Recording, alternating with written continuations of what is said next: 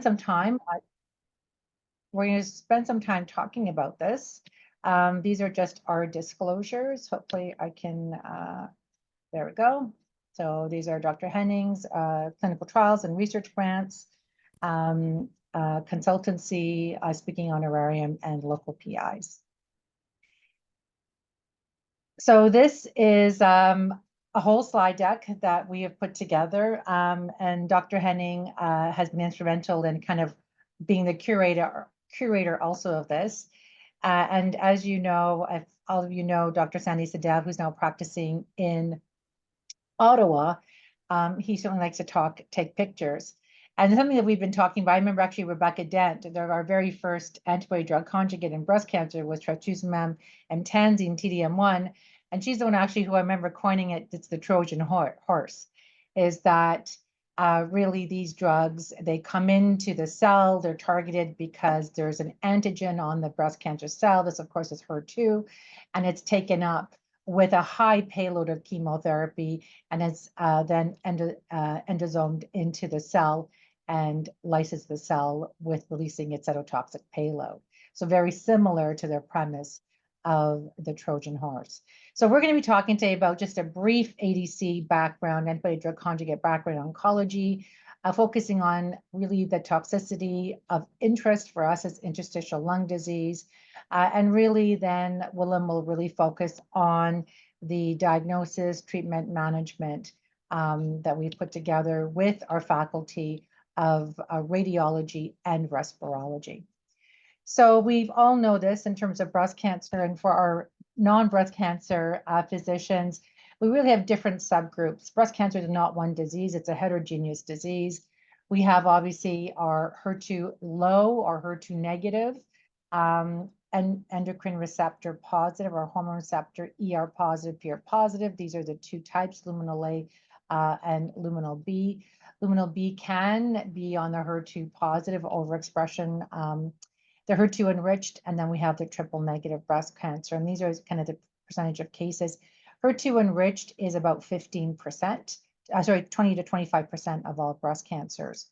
When we talk about the classes of, are you seeing this? Because I'm not getting, oh, there we go. For some reason it was blank. When we talk about classes of therapies in oncology, we certainly really now have a whole gamut within cancer, specifically now with the advent and use of immune checkpoint inhibitors. But really, we also had classic cytotoxic chemotherapy. We have our biologic, our targeted therapies with the use of tyrosine kinase inhibitors. We have monoclonal antibodies. We have PARP inhibitors, CDK4/6 inhibitors. Specifically, these are in breast cancer. They've moved into other cancers as well. We have anti-estrogen and hormonal therapies. And then immunologic that we really are not yet truly using, obviously, in breast cancer to date. CAR-Ts and vaccines are slowly moving into this realm, specifically looking at HER2-enriched population. We also have supportive therapies, and of course, the latest being the antibody drug conjugates. And when we're talking about antibody drug conjugates, we're really focusing on targeting the HER2 transmembrane receptor. So just to go a quick overview what an antibody drug conjugate is, here we have typically a monoclonal antibody. This would be the ones that we're talking about targeting HER2. This now for trastuzumab deruxtecan, obviously it's a biosimilar HER2 antibody. We have to have a stable linker because that linker is attached to the cytotoxic payload. So you want to have a very stable, stable linker because you don't want that lysing itself in the bloodstream as it's moving inside within the body. And so the payload is really your cytotoxic chemotherapy. So at the end of the day, you're going to hear us, antibody drug conjugates really is chemotherapy, but we are giving a huge load. And when we look at trastuzumab deruxtecan, that is a topoisomerase 1 inhibitor. Deruxtecan is like irinotecan, is like topotecan. These are topo 1 inhibitors, and we're putting 8 chemotherapy molecules attached to this antibody. So there's no way you could give this payload just intravenously. You will wipe out the bone marrow. So that's the packaging that we see with this antibody drug conjugate. Similarly, trastuzumab emtansine is a microtubule inhibitor, and it was like 3 molecules to 1, but certainly we're now looking at the latest antibody drug conjugates, putting a super high payload onto the antibody with a cleavable, stable linker. Now, the beauty of T-Dxd is that what we see also is once that deruxtecan molecule, topoisomerase 1 inhibitor, gets into the cell, so it's cleaved and gets into the cell, it actually is also lipophilic, and it can move out of the cell and also kill neighboring cancer cells. And that is the bystander effect that we see with certain ADCs. We see it with T-Dxd. We have not seen it with T-DM1. And we also see it with the other one that we're using in breast cancer, known as sacituzumab govitecan. So when you look at the timeline of ADCs, as you see, there's actually been a huge momentum of, or explosion of these molecules. And so these assets now, these antibody No, it's okay. I'm going to call in. I know someone can mute themselves. This is just the lunch and learn that. Thanks. So there are obviously several ADCs now coming down the pipeline, having different antigen targets, different payloads, and you've seen some of them already coming through. There's patritumumab, deruxtecan, that's HER3 with a deruxtecan payload. There's datotamimab, deruxtecan, T-Dxd, which is targeting TROP2. We talked about sacituzumab govitecan. There's LIV1. So there's multiple different targets that are now being used and kind of studied in breast cancer and other cancers. So this is actually borrowed also from Sandy, is that, as I said, when you look at the chemotherapy itself, we can't give such a high payload because of that therapeutic window and the toxicities associated with it. But when you look at the ADC, you can certainly increase that cytotoxic payload because it's packaged within the antibody. So these are kind of the approved ADCs in breast cancer. I talked about trastuzumab emtansine. This was the first ADC, the first actually in class ADC, HER2 targeted, that we are now still using in adjuvant breast cancer, post-neoadjuvant therapy for patients who have residual disease. We also have sacituzumab govitecan, which I talked about, which we're using in metastatic triple-negative breast cancer, and we also have it for ER-positive, HER2-negative metastatic breast cancer. And then, of course, T-Dxd, which we're now using routinely in second-line metastatic HER2 breast cancer. This is not post-T-DM1, but it is post-Cleopatra, so it's after pertuzumab, trastuzumab. But we do have data post-T-DM1 with significant efficacy. That's the DB01, DESTINY-Breast01, DESTINY-Breast02 data. And of course, we are really still trying to have AstraZeneca provide that for our patients, because this is such an active molecule that every HER2-positive metastatic breast cancer patient should touch T-Dxd because it is so efficacious. And we also now have it in our HER2-low, advanced ER-positive breast cancer population, and we have it after first-line chemotherapy, so second-line and beyond. And at ASCO, we are going to be hearing about HER2 0+.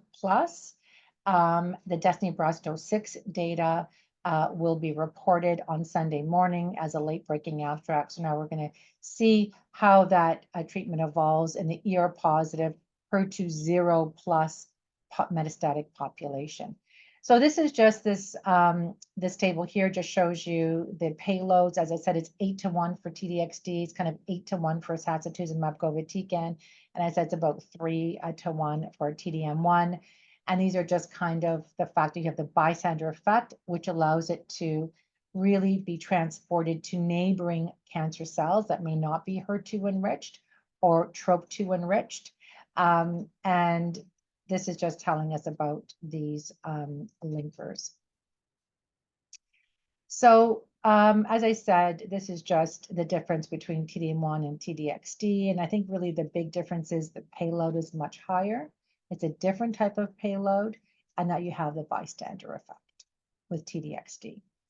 And so when you take a look at what is this trial data showing us, this was really a pivotal trial for DESTINY-Breast03, which was in HER2 metastatic HER2 positive metastatic breast cancer patients after kind of first line therapy, or they could have recurred within a short period of time after neoadjuvant or adjuvant therapy. And patients were randomized to the standard of care, which was TDM1 compared to T-Dxd.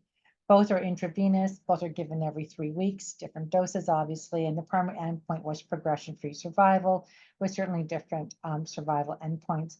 This has now changed the standard of care. This was kind of the latest updated overall survival analysis. But what you really see here is a significant improvement in progression-free survival with a hazard ratio of 0.33. What we see with T-Dxd, we see, I call them these Niagara Fall plots. These are the waterfall plots, significant response rates. It really melts the disease. And of course, overall survival was also statistically significantly beneficial. So really, the other big piece here, as you see, is that when you look at the complete responses on the right side here, is that you have about 21% that have a complete response. And I think this is something we have to kind of sit and pause about, because, you know, 1 in 5 patients are either you're saying curing the incurable, but have no evidence of disease. They have a complete response. And remember, this is after progression, after first line. So you're just showing you how potent and effective this molecule is for HER2 metastatic breast cancer patients. And so this really, you know, changed the landscape. And now we're using T-Dxd, a lot of T-Dxd for HER2 positive metastatic breast cancer. We're also using it in our HER2 low. So as you can see, it's really progressed in terms of the use of this compound. This is just telling us that now we've kind of shifted from HER2 positive, HER2 negative. HER2 negative now makes up a subset of HER2 low. So HER2 IHC 0, and we're going to see the data, as I said, coming out of ASCO on Sunday morning for this population, but IHC 1+, 2+, and 3+. And 2+, obviously, do you have increased gene copy number with amplification or not? And so when you look at HER2 negative, this was about 80% of the population. But now when you kind of take a look at that HER2 low population, it really now changes. But what we did see historically is that when we gave HER2 targeted therapy, there really was no benefit in the HER2 low or HER2 negative population. And these are kind of historical trials. But then we took a look at this small phase 2 study with patients that either had strong overexpression, as we know, of HER2, or this HER2 0+ or HER2 non-detected. So there were about 44 patients with these HER2 0. There were 44 patients at HER2 low, and then of course 74 the HER2 expressing. And they kind of wanted to look at T-Dxd, and is there any efficacy here? And the primary endpoint was best objective response. And if you focus a little bit on cohort 2 and cohort 3, so cohort 1 is the classic waterfall plot. You have significant responses. But look at HER2 at cohort 2 and cohort 3. Cohort 3, there still was some activity. There is some response. It's still, you know, the objective response was 30% compared to almost 40% in your HER2 low. So this kind of was the precedent for DESTINY-Breast06, which we're, as I said, we're going to see the results. But this may be secondary to the fact that their breast cancer is a heterogeneous disease, and whether or not these antibody drug conjugates are specifically trastuzumab deruxtecan has that bystander effect.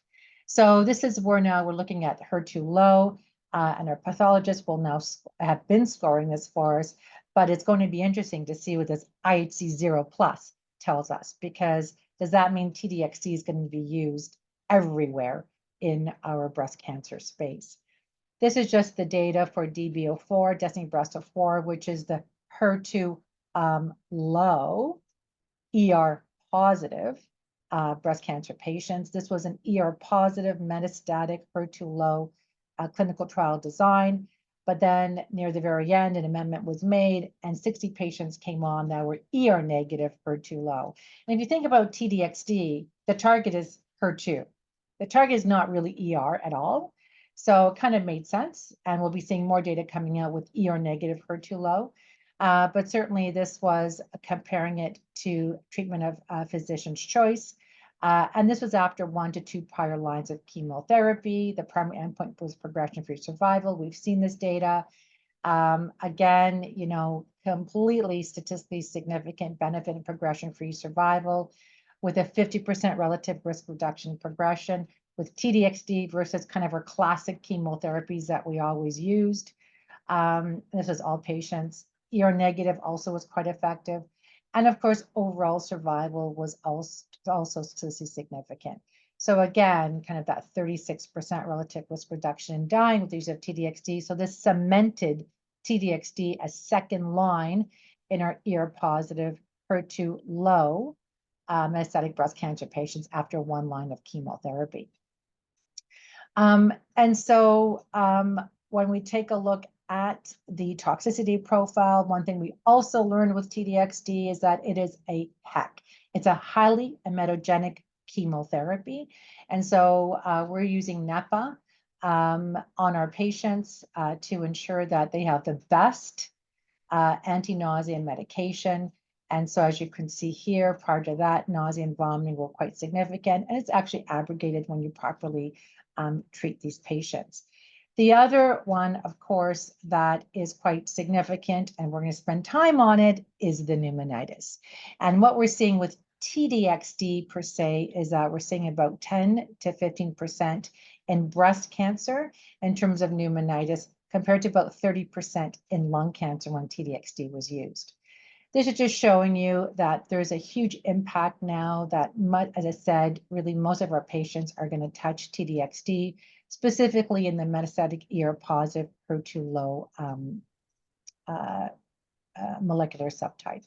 So as you can see, you know, increasing, you know, an additional 50%, but really it's going to be interesting to see what the data reads out at ASCO, because it might be for all patients now that are metastatic ER positive. So this is kind of now the proposed new HER2 classification. You have your HER2 positive, your HER2 low, your HER2 negative. But I said this might change because we're going to be seeing the data readout at ASCO in a few weeks. So this is now where we're going to really spend the time to be discussing, and is the adverse events of special interest. And as you can see here, we have a problem because we really need to ensure that we detect interstitial lung disease early to prevent it, so we can really keep on treating patients with this very effective therapy. And DB04, the concern here is that you had 3 patients with grade 5 pneumonitis. These 3 patients died from pneumonitis. And so we want to obviously prevent it. And we want to catch everybody at a grade 1. Grade 2 is symptoms. So grade 1 is just radiologic changes, no symptoms. Patients are asymptomatic. Grade 2 is when you have some symptoms and radiologic changes. And as you can see, it's how frequently we're going to be assessing these patients to ensure that we capture it. And as a cardio oncologist, really, we also saw a little bit more left ventricular dysfunction. And as you can see, it was 4.3%. So again, these women need to have cardiac imaging, either through a MIGA scan or echocardiogram. We prefer echoes in cardio-oncology because they give us the structure of the heart. And these will need some serial imaging. We don't do it all the way through, but within the first, 3 to 6 months. So this is the Canadian Steering Committee that Jan-Willem really was instrumental in putting together. As you can see, there were 6 medical oncologists. There was 1 radiologist, Dr. Michael McInnes, and one respirologist who has a lot of expertise in pneumonitis, Dr. Shane Shapira. And we met and we reviewed and we discussed kind of what is the best way of monitoring these patients and treating these patients. And so that's where this rationale came for the steering committee, and really trying to tailor it to the Canadian landscape, especially since many of us may have challenges in really trying to image these patients so frequently while they're on T-Dxd. And so the importance of early identification, and I'm going to pass this on to my colleague, Dr. Henning.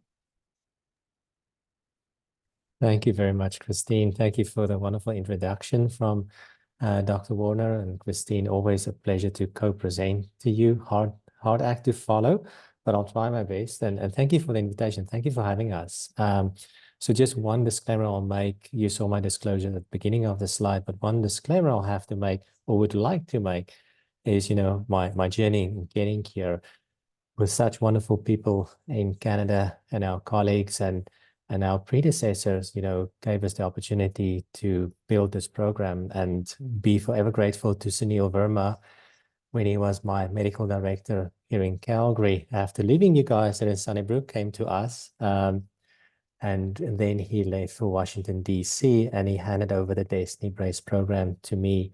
A wonderful opportunity to have worked with the DBO program, and Calgary led DBO3 as the only site in Canada, then followed with DBO4 with McGill, and then everybody jumped on DBO6 and DBO9 and so forth. And it's been a fantastic journey, a wonderful journey. And I've learned so much, you know, with respect to this molecule and the toxicities, but I've also learned a lot from all my colleagues across Canada. So thank you so much for that.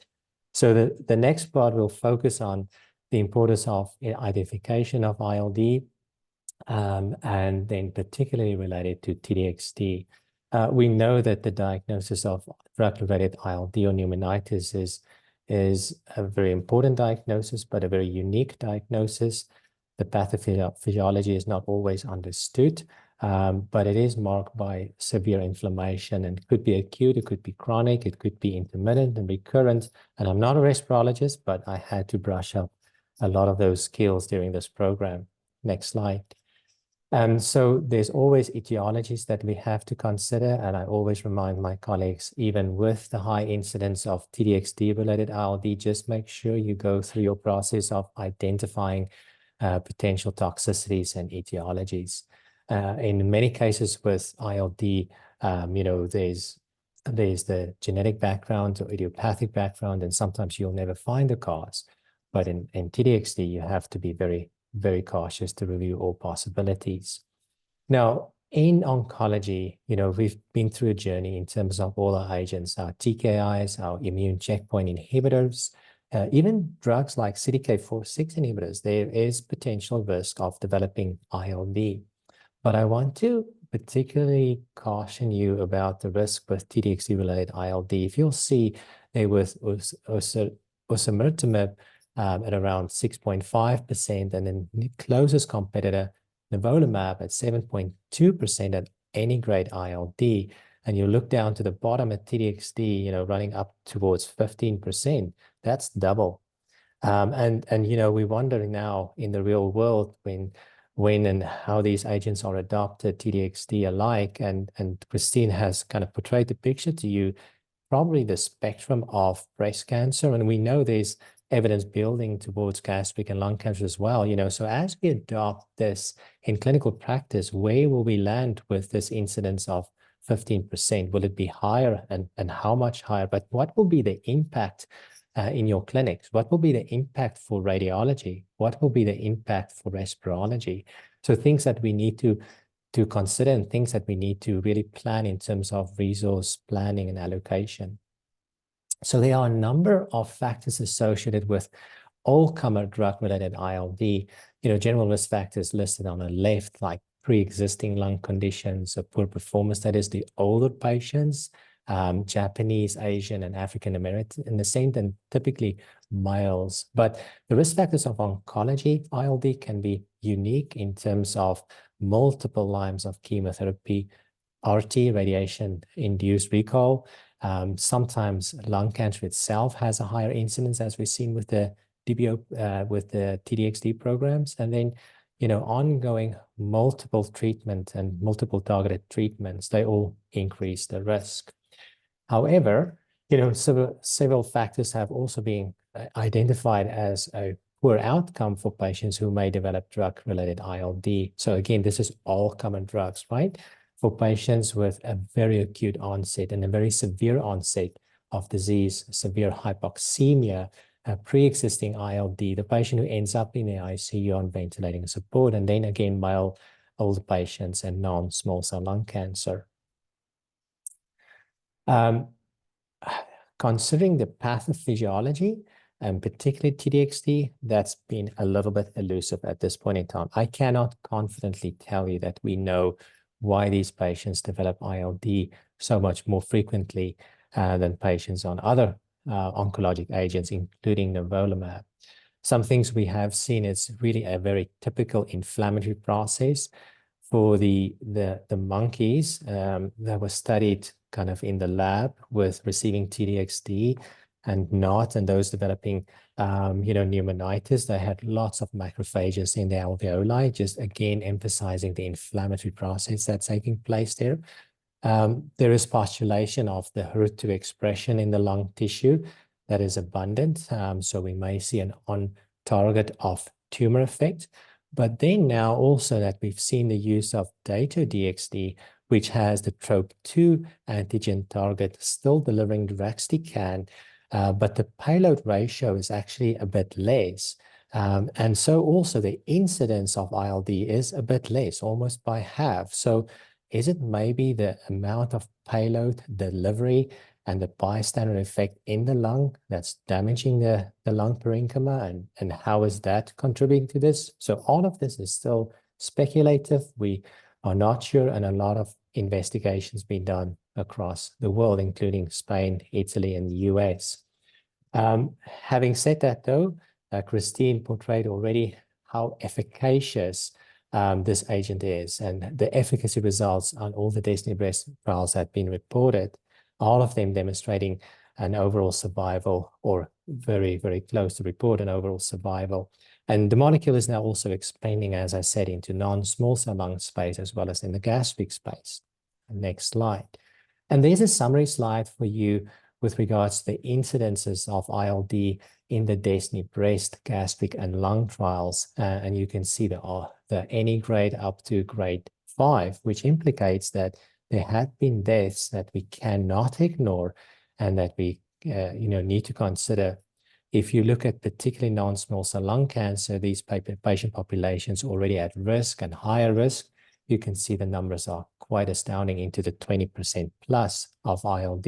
So certainly worth noting and certainly worth recognizing and planning. Next slide. So Dr. Powell actually then did a pooled analysis on the DESTINY-Breast and DESTINY-Lung trials, the early phase trials, phase 1 and phase 2. And he was able to, with a multivariate analysis, publish some risk factors associated with T-Dxd-related ILD. And it's helpful to know about these things, such as if the baseline SpO2 is below 95% to begin with, or you see a drop of equal or more than 4% during the treatment. Take note. The higher dose, unfortunately, we don't use the dose of 6.4, but we use 5.4 milligrams per kg in breast cancer. But the higher dose obviously speaks to a higher risk. If there had been any baseline or lung comorbidities such as severe, moderate to severe asthma and COPD, if the patient had any prior ILD, renal dysfunction, age younger. So remember, I said just a few slides back, older patients are at risk, but we actually saw the opposite with T-Dxd. Younger patients tend to be higher risk. And then initially, Asian patients, we know the molecule was developed in Japan with Daiichi Sankyo, and then it came over to our part of the world.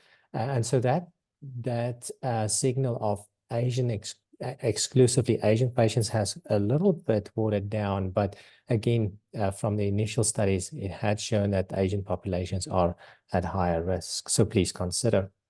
Next slide. So when do we see this, and when should our guard be higher? Well, the median onset of T-Dxd-related ILD is around 4.5 to 5 months. So it's kind of just past your first scan at 3 months. So between the 3 and 6 month scans that you'll see the highest onset. But then it starts to plateau at around 12 months. But it never goes away. You can see that there's censoring events far beyond 12 months. So at this point in time, not only the National Steering Committee, but also the global expertise had expressed that you really cannot let down your guard even after 12 months and stop scanning frequently enough to pick this up. It still occurs. And it brings a very valuable point here. We know that T-Dxd has moved into the second line in HER2-positive disease, will have a spot in a HER2-low disease. And given the efficacy results, many of these patients will be on this drug for 2 years and longer even. So, you know, it is ongoing chemotherapy and it's ongoing monitoring. And can our system sustain ongoing imaging to that frequency and interval? Questions we have, and we don't necessarily have the answers. And what about then if DESTINY-Breast09 for the first line setting in HER2-positive disease reads out positive? You know, will we see even greater efficacy results? And what if this moves into the early setting and starting to assist in curing patients in that setting? So important information to consider. Our next slide. So early identification is key here. And it's key because firstly, we have a drug that's really effective. But early identification means that we really need to detect this at an early grade 1 level. And we'll talk about the grading in a moment, because in the grade 1 level, we can interrupt, we can hold the therapy, treat the patient, the condition is likely to resolve, and we can resume drug that's effective. If it's detected at grade 2 level, according to the Health Canada monograph, and my recommendation in addition to the National Steering Committee is that grade 2, the drug should be discontinued. So we may lose a highly effective therapy for those patients, but it is necessary because we don't want these patients to slip into grade 3, 4, let alone grade 5. Next slide. So can we identify, and how do we monitor, and ultimately, how do we treat these patients? There has been a few publications internationally that you can reference with experiences and some guidance. But that's international, it's global, it's kind of US or European. And we really, as Christina mentioned, need to bring something to the table for a Canadian perspective. And this is it. This is what we propose to you today. And at the very end, you'll actually have time to have a peek at the reference to the publication. Next slide. So let's just first finalize the grading. So an ILD, T-Dxd related or drug related for that matter, grade 1 is the patient completely asymptomatic and it's a radiographical finding only. Grade 2, the patient is symptomatic, but not affected detrimentally from an ADL perspective. And there's also radiological findings. I want to mention that grade 2 is actually a bit of a wide spectrum, meaning the patient is symptomatic with maybe mild cough or dyspnea. And then the radiological findings can be a little bit of fluff, a little bit of ground class opacification, or a lot. But the patient is not quite grade 3 yet, where the symptoms are severe and typically needs admission into the hospital and may actually be oxygen dependent. So there's actually a very large scope of grade 2 patients. And the biggest headache for all of us now is to say grade 2 a little bit versus grade 2 a lot. And are we tempted to treat grade 2 a little bit again? As I already mentioned, I don't have evidence or safety at this time that, you know, we can or we should do it. Grade 4, the patient is typically in the intensive care or already on ventilation support. And grade 5, the dreaded death due to drug. So it is important, as I mentioned, to identify this early because early identification means early intervention, withholding treatment, and then limiting the development of grade 2. I will also say I've now developed almost 4 or 5 years of experience on this drug in clinical trial and in clinic. And unfortunately, it's not a continuum from grade 1 to grade 2 to grade 3, not entirely. I've had many cases where we were just surprised with a grade 1 finding, and the patient is easily treated with steroid and then resume treatment after resolution. But I've also been equally surprised where a patient had been fine last week and literally overnight become ill, either ill with grade 2 or severely ill with grade 3 going into grade 4 toxicity. So I will say that I do not necessarily think the pathophysiology is really suggesting a continuum from, grade 1, slowly will build up to a grade 2. That doesn't necessarily happen. And we always have to be on the guard that this can happen literally overnight. Next slide. So what are the elements that we need to address here? Patient education and educating ourselves and our clinic providers, our NPs, our GPOs, our clinician pharmacists, and very importantly, our nursing colleagues. And those nursing colleagues on the telephone, they need to know about this to advise our patients accordingly. So obviously the education in clinic prior to the start of therapy is critical to notify the patient, to educate the patient to notify us when they have new respiratory symptoms. And again, this in all the context of COVID-19, as well as forest wildfires. We just have a ton of wildfires here in Alberta again, and these patients can be affected even more so. Radiologic findings, our radiologists really need to help us identify these patients. So not only do they need to read the scans for us in terms of response on breast cancer, and in many circumstances, our breast cancer patients have very little, if any, lung metastases or involvement. It may be bone only, or lymph node, or lung, liver, etc. And not all patients with breast cancer have lung metastases. So they need to go and be sure to look at the lung. And then involvement of our respirology colleagues. Now, I don't suggest that respirology needs to get involved with every single case, and for sure not with the grade 1 cases. But I do believe for our patients with mild to moderate lung comorbidities, asthma, and COPD, those patients can be exposed to this agent with the approval, with the help of respirology, similar to what Christine would say with cardio-oncology. Get your cardiac clearance that the patient can be treated safely. Get your respirology clearance that the patient is well controlled and can enroll. I would be cautious enrolling a patient here with severe disease with this agent. But for the patients with mild disease, certainly can be exposed to this agent. And then the second way respirology can get involved with is with patients with grade 2 and higher grade 3 toxicity in the hospital to help us with the proper workup, as we'll see in a moment.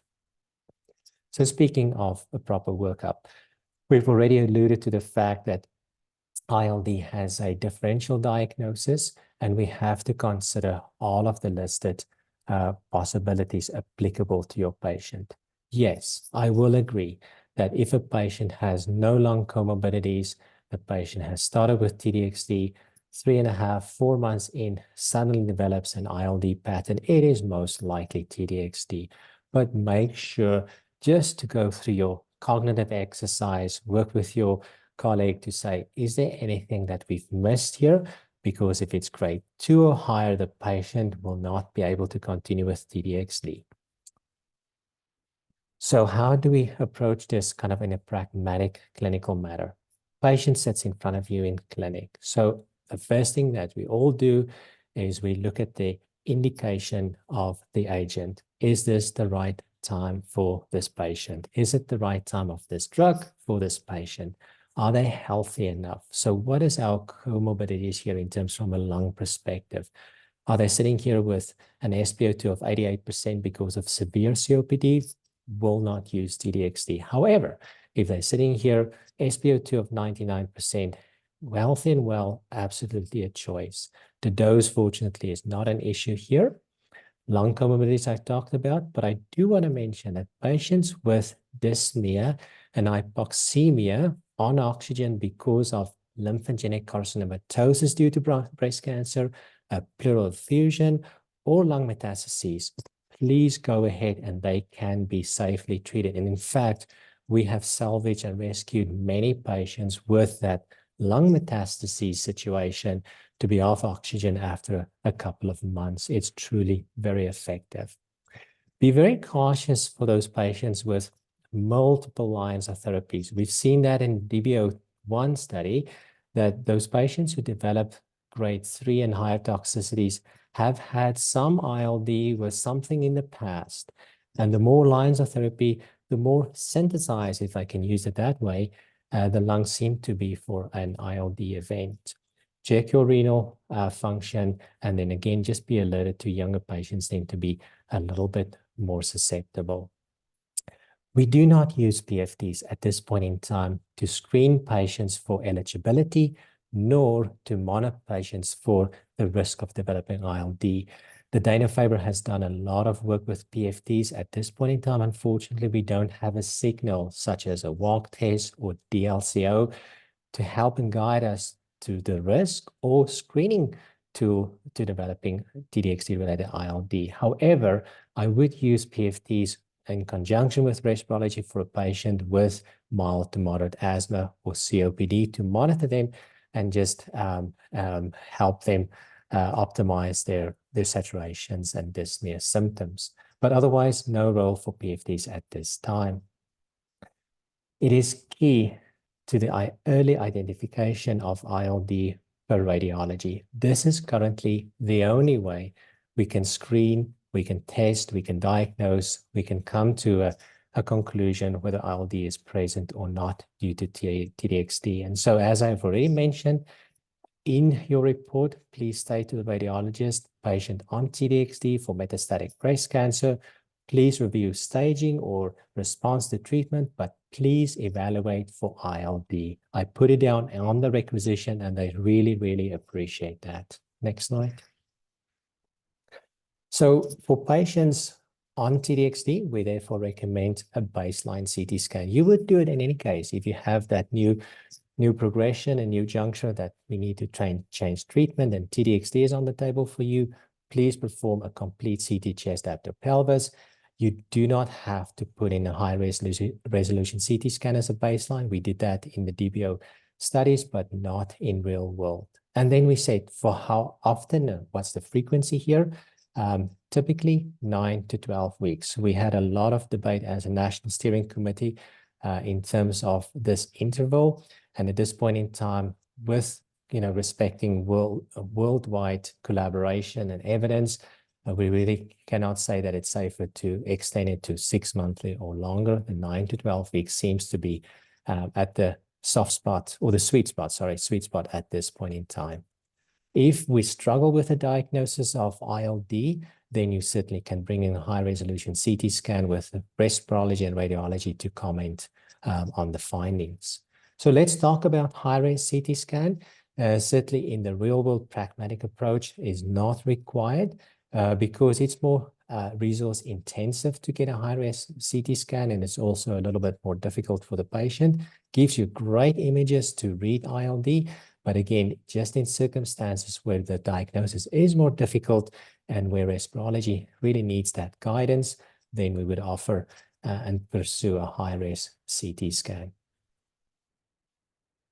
So there are a few distinct pictures, ILD pictures, that's associated with T-Dxd. They're listed there: organizing pneumonia or COP, hypersensitivity pneumonitis, the most frequent form, diffuse alveolar damage, the most aggressive and likely most fatal presentation, and then lastly, non-specific interstitial pneumonia or NSIP. And those are the pictures that I'm not going to try to explain to you because you can read it for yourself, and I'm not a respirologist, but diffuse alveolar damage is certainly a very scary picture. I've had one patient who developed this in a matter of 24, 48 hours from nothing on a CT scan the week prior and restaging. She came to clinic. She was fine. When she came 2 days later back for treatment, she was febrile, dyspneic, and a CT scan we did on her looked like this.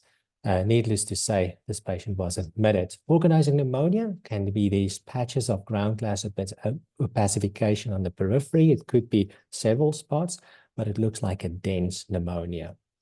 The next slide is our NSIP, and these are these reticular nodular opacification and a variety of different places in the lung, but can be sparing, particularly on the pleural spaces. And then finally, our hypersensitivity pneumonitis. This is likely the most common presentation we see, and it can be this very, very fine fluff, and only a little bit of fluff that we see, but the astute radiologists will pick this up and report it as such for you. So what additional investigations, and this is really related to our patient admitted. So the very sick grade 2 and then for sure grade 3 patient. And we need to understand that if it's truly due to T-Dxd, we recommend that you investigate per your standard of care in your facility.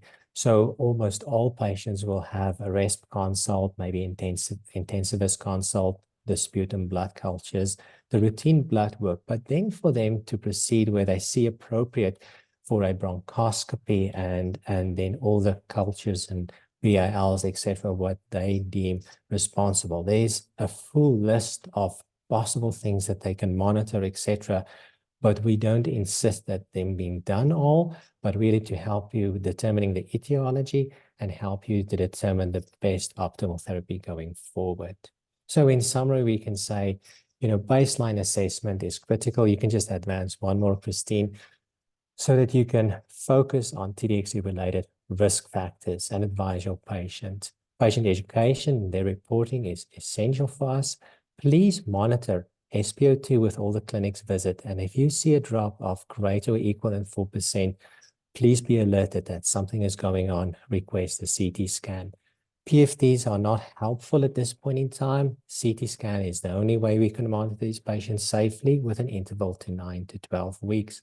If your patient is sick and sick enough to be admitted as an inpatient, we recommend consulting respirology and help them with and get their help with the workup and management. And so for the last 5 minutes, we'll talk about the management. What do we do so that we have enough time for a few questions? So grade 1 toxicity, we want to hold treatment. And if there's a quick resolution, resume treatment at the same dosage. If it is a delay recovery greater than 6 weeks, dose reduce. Honestly, that's what we did in clinical trial.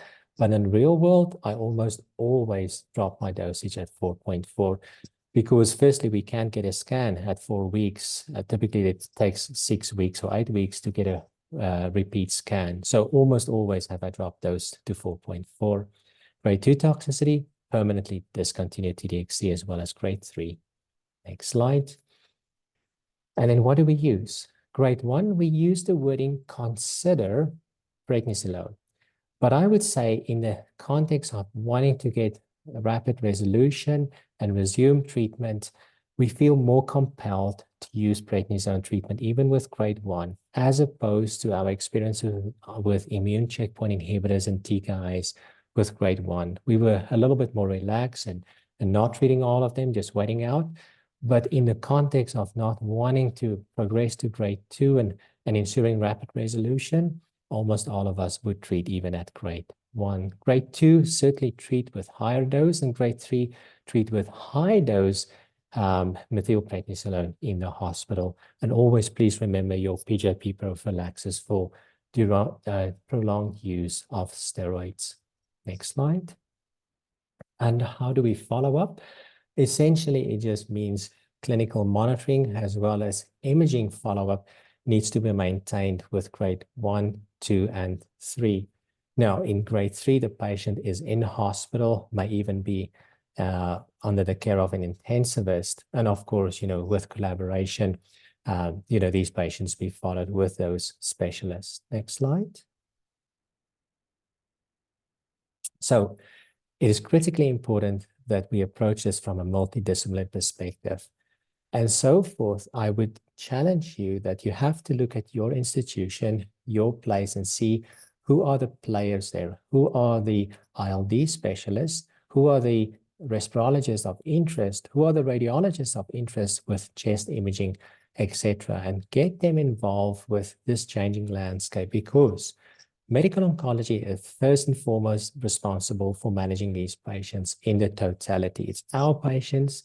We treat them, we follow them, we manage their side effects, grade 1 all the way to grade 4. The radiologists do need to be informed about the higher incidence that we expect here, but also reporting it even if it's a very little area of involvement of grand class opacification. We need to know about this. Respirology, as I already said, probably might be moving into the space similar to what we've seen with cardio-oncology, with a bit stronger collaboration and a bit more advice and clearance from them in terms of management. And of course, we have to use our nurses, allied healthcare workers, clinician pharmacists with patient indication and monitoring patients at home in how they're doing. In summary, we'll finish in saying that T-Dxd has brought a lot of hope to our patients, really an effective treatment. But there is a flip side of the coin that we have to respect here, and that's the increase in ILD pneumonitis. Education, early detection, appropriate management, and multidisciplinary approach is really the way to go forward in managing this toxicity very safely. We have to be proactive. Next slide. And so in the end here, Christine and I would want to invite you to download, to look at our paper that we published, Managing the Risk of Lung Toxicity with T-Dxd, a Canadian perspective. That's really a position paper with a Canadian lens and helping you, making some suggestions how to deal and how to screen and how to manage these patients. Christine, I'll bring it over to you again. Thank you. Great, thank you. And I think we're just going to open this up to, I guess, questions.